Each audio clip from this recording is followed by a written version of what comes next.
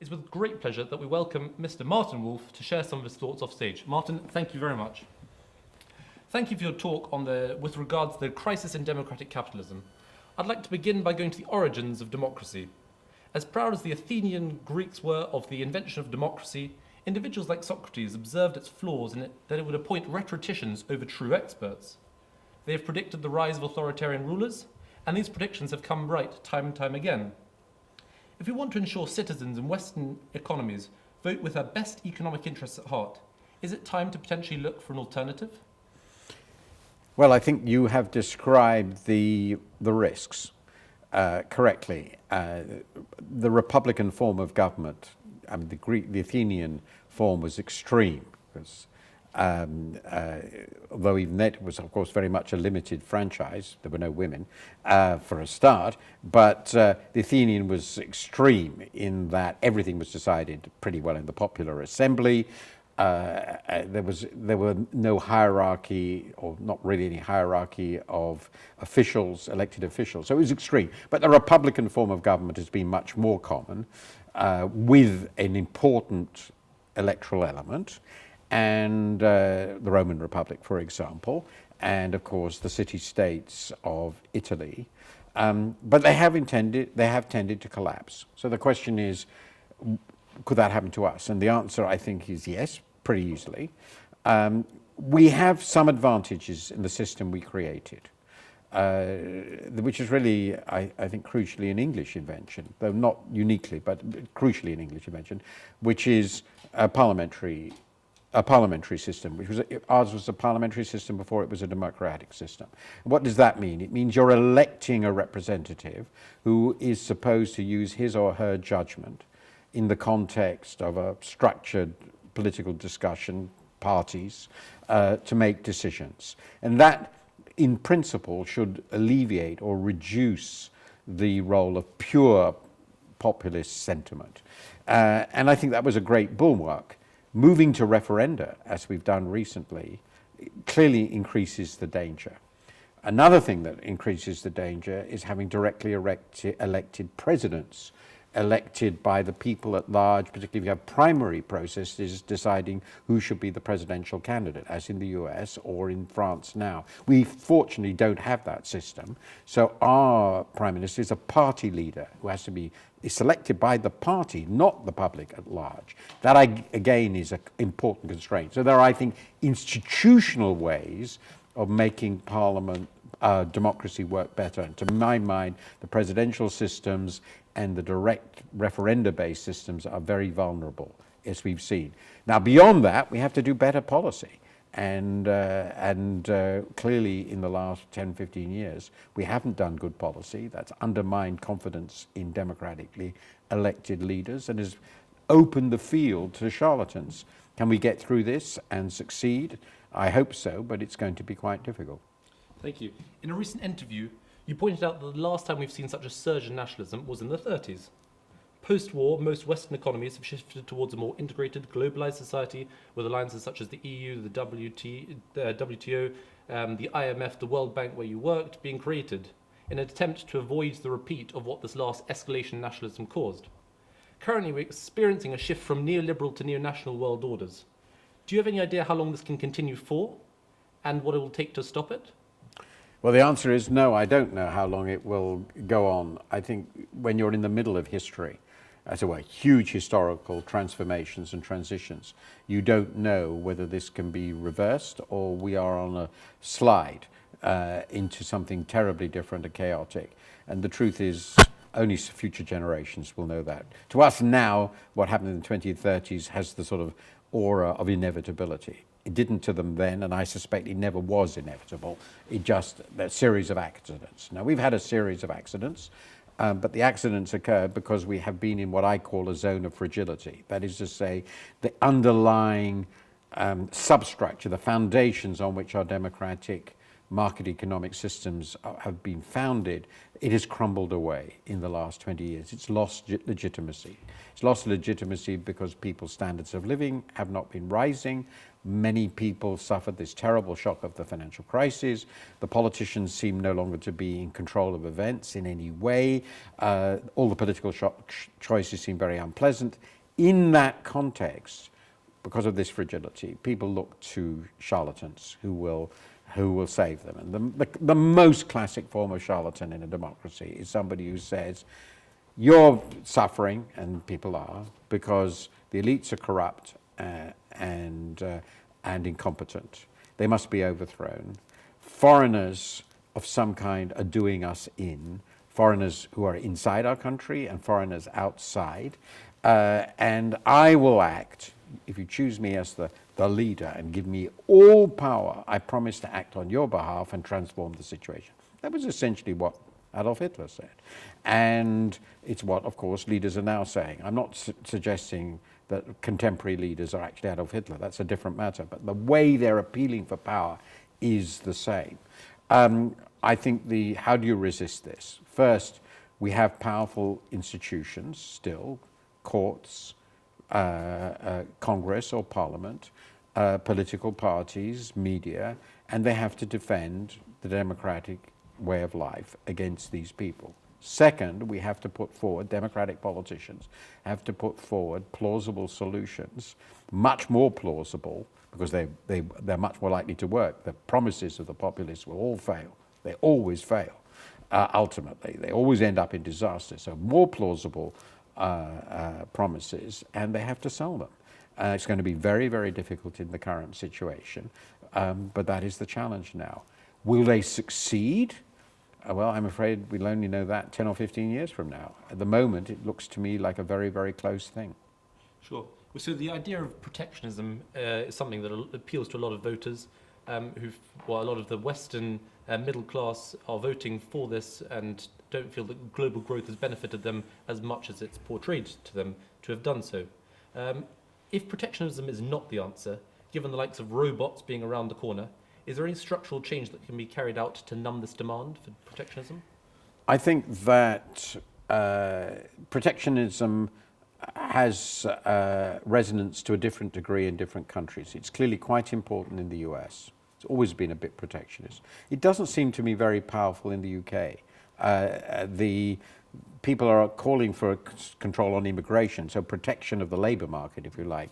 But there seems to be very little force in Britain behind stopping trade. And that's true, I think, in most European countries. France is the exception. France still has a very strong protectionist tendency. So the degree to which protection of trade is the answer seems to vary by countries. People can't focus on other things. In France, they're focusing more on the single currency. So there are different demands, depending on what people think is the issue. Now, I think protection is not the answer because I cannot imagine any increases in the output of the manufacturing sector as a result of protection that will significantly increase employment. I think if we bring back factories, they will all use robots. We're down to the point at which manufacturing generates about 8% of employment. Even if we I did some calculations, take the US, I looked at the US. If you eliminated the entire US trade deficit in manufacturing and it led to a pari passu increase in employment, it would only raise it from 8 to 10%, and then it would fall again. So I think this is it's a false promise. The manufacturing jobs are going to go, and the main reason they're going to go is because productivity growth is so high. So we're going to have to look to other policies, and you rightly mentioned one of them. One of the issues is about the ownership of property and the ownership of the income for property. If we believe, and I think it's plausible, that robots will progress massively, and if that's a big question, we don't know, that leads to a further massive shift in income towards capital, robots are capital away from people, then the income from capital has to be shared more broadly. And so instead of thinking of in a world in which most people's income derives from their labor, one has to think of a world in which it derives from labor and capital.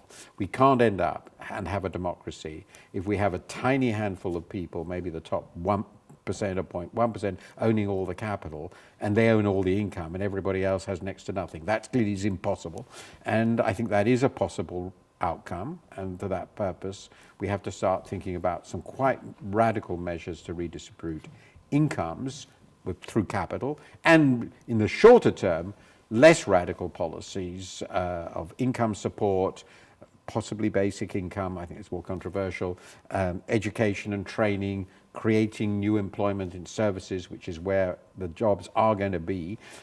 We have to do quite a number of things to manage this very difficult transition. But protection, in my view, is a fraudulent promise. I'd like to turn now to international trade. Something few people know about you is how knowledgeable you are in the process of no trade negotiations.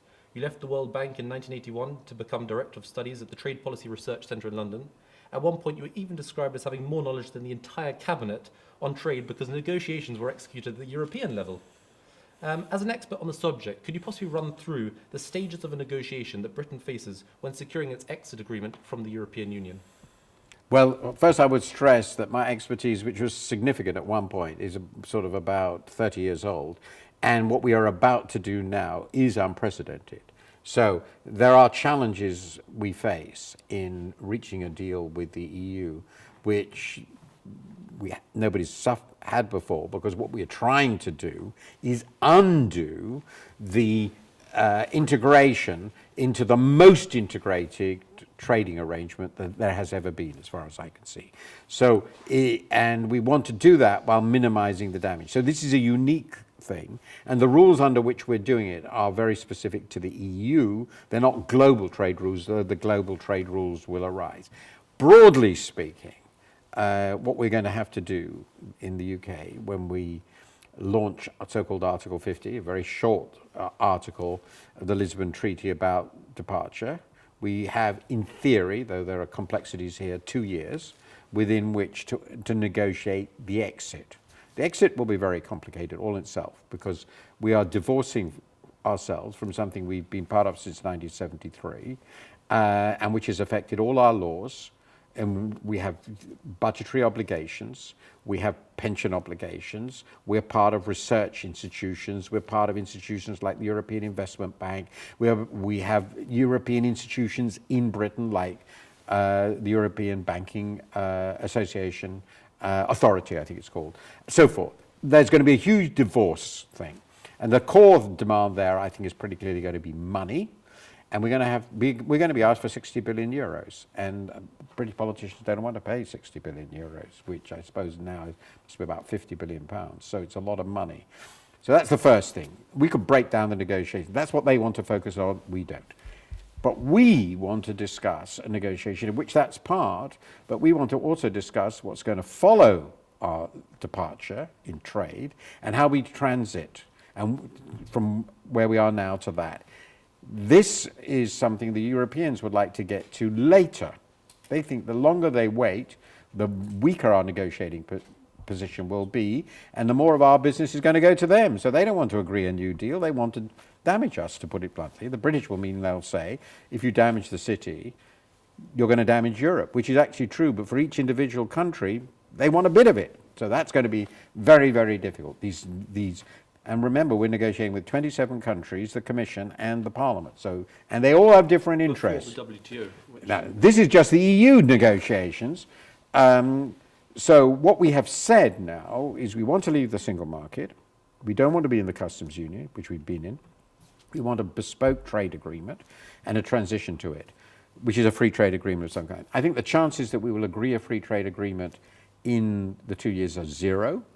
And there's a very good chance we will fail to reach any agreement in this period. We will crash out, and we will then go into WTO terms. What that means for managing our trade is not quite clear, but that's where we'll be. Then, after that has happened, which will be quite a shock, we will then have to start negotiating with the EU and with the WTO to re-access, have a schedule, and negotiating with all the trade partners the EU already has a free trade agreement with.